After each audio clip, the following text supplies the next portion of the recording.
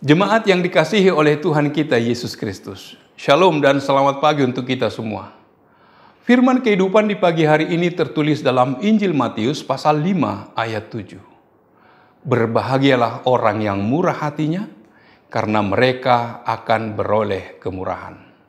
Demikian firman Tuhan. Saudara-saudara yang dikasihi oleh Tuhan kita Yesus Kristus, murah hati sama dengan perbuatan kasih terhadap sesama. Orang yang murah hati adalah orang yang bersimpati dan juga berempati kepada orang lain.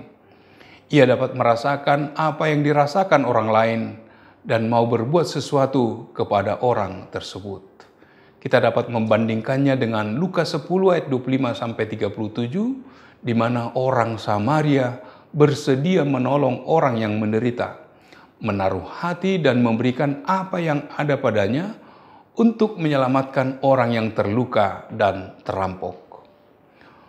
Orang yang demikian akan beroleh kemurahan dari Allah atau sesama manusia. Merekalah orang yang berbahagia. Orang yang memberi akan menerima. Orang yang bersedia melepaskan sesuatu akan menerima sesuatu. Orang yang memberikan sesuatu dengan tulus atau ikhlas tidak akan pernah mengharapkan apa-apa, sebab dia memberikan sesuatu karena dia sudah menerimanya terlebih dahulu. Sikap murah hati muncul karena rasa syukur orang percaya yang telah menerima kasih Tuhan. Sikap ini dilakukan dengan tulus, tanpa kepura-puraan, tanpa mengharapkan timbal balik. Orang yang murah hati akan diberkati Tuhan dengan kemurahannya, yang dinyatakan dengan berbagai macam cara. Allah akan memakai sesama kita untuk membalas kemurahan hati kita di saat kita membutuhkan pertolongan. Kemurahan hati selalu berkaitan dengan perbuatan baik atau pemberian. Namun kemurahan hati tidak hanya sekedar memberikan sedekah kepada pengemis atau memberikan pertolongan kepada orang yang membutuhkannya, melainkan di dalam kemurahan hati terkandung unsur kasih, belas kasihan, dan tanggung jawab. Orang yang hidup dalam iman kepada Yesus akan mengaplikasikan kasih Allah kepada orang-orang di sekitarnya. Dia akan memiliki prinsip bahwa ia bermurah hati karena Allah telah lebih dahulu bermurah hati kepadanya. Kita bermurah hati kepada orang lain sebagai bukti kasih kita kepada Yesus. Tuhan Yesus berkata, "Hendaklah kamu murah hati sama seperti Bapamu adalah murah hati."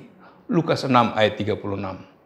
Kemurahan hati Allah dinyatakan dengan kasih karunia-Nya, yakni perbuatannya yang baik terhadap orang-orang yang tidak tahu berterima kasih dan terhadap orang-orang jahat. Lukas 6 ayat 35c. Allah tergerak hatinya oleh karena belas kasihan. Allah tergerak melihat manusia yang berdosa dan bersedia menyelamatkannya. Marilah kita bermurah hati kepada orang yang membutuhkan kasih, belas kasihan, dan tanggung jawab. Dengan bermurah hati, kita dimampukan melihat penderitaan orang lain dari sudut orang itu, sehingga bisa ikut merasakan penderitaannya.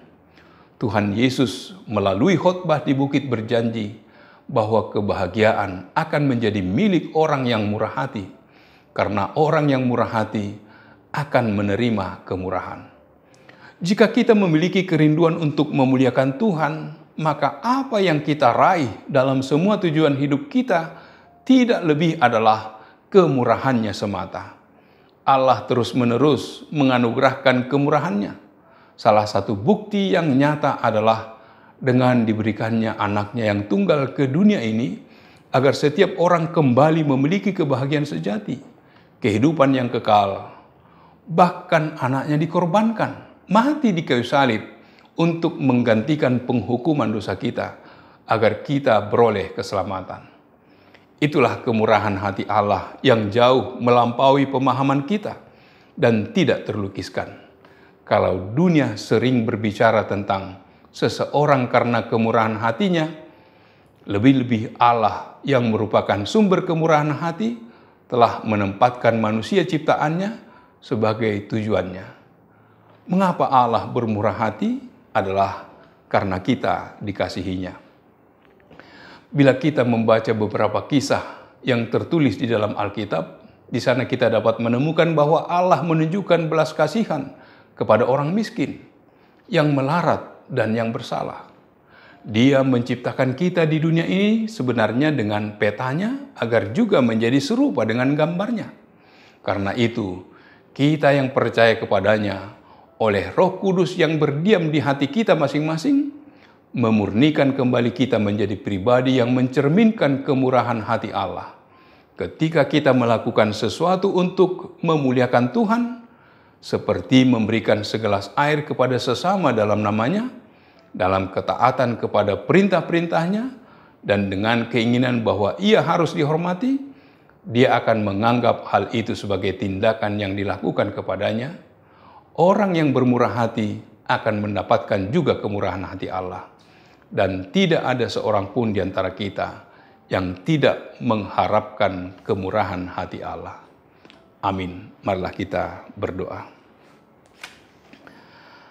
Allah Bapa yang bertata dalam kerajaan surga, puji syukur bagimu Tuhan, Engkau telah menyapa kami bahwa orang yang murah hati akan berbahagia karena mereka beroleh kemurahan. Kami adalah orang-orang yang berbahagia sebab telah menerima kemurahan Allah.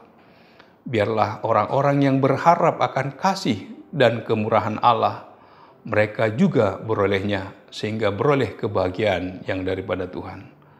Ya Bapa, Engkaulah yang menyertai memberkati kami, sehingga dalam menjalani kehidupan, kami tetap hidup bahagia dalam penyertaan kasih-Mu.